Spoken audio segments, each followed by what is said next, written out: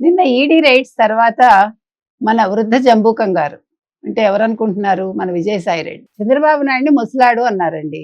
ముసలాడు చెప్తే ED rides జరుగుతున్నాయట. మరి నా నవ యువకుడు ఈయన 18 గంటలు పనిచేయమనండి. మాట మీద నిలబడలేని పెద్ద మనిషి విజయసాయి రెడ్డి చంద్రబాబు నాయుడిని ముసలాడు అన్నారు. మరి ఈయన వృద్ధ జంబూకం కాదా? వృద్ధ జంబూకం అంటే ఏంటో మీకు తెలుసు కదా. వృద్ధురాలైన నక్క. నక్క ఏం చేస్తుందంటే వేటాడలేని సమయంలో మిగిలిన నక్కలు ఆహారం తెచ్చిస్తాయి. ఈవిడ గారు కూర్చుని తింటుందన్నమాట. సో అలాంటి నక్క అన్నమాట ఆయన. నిజంగానే నక్క బుద్ధులే కదండి. మనిషి కూడా సరిపోతాడు బుద్ధుల ప్రకారం కూడా. అందుకని విజయసాయి రెడ్డిని ఏమంటున్నామంటే నోరు అదుపులో పెట్టుకుంటే మంచిది. ఒక ముఖ్యమంత్రిని గురించి మాట్లాడేటప్పుడు ఒళ్ళు దగ్గర పెట్టుకుని మాట్లాడాలి. మనిషికి గౌరవం ఇవ్వడం నేర్చుకోవాలి.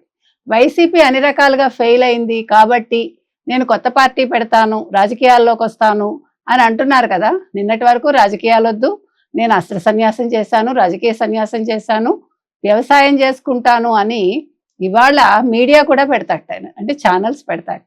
ఇంతకీ ఛానల్స్లో ఏం చెప్తాడు ఈ వృద్ధ జంబూకం అంటే చంద్రబాబు నాయుడు అవినీతి గురించే మాట్లాడతాడు. ప్రజలకు మంచి చేస్తానంటలేదు, గుర్తుపెట్టుకోండి.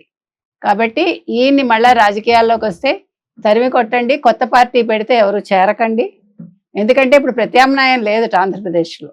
సో మొత్తం మీద వృద్ధ జంబూకం గారు మాట తప్పారు, మాట మార్చారు, చంద్రబాబు నాయుడిని తిట్టారు.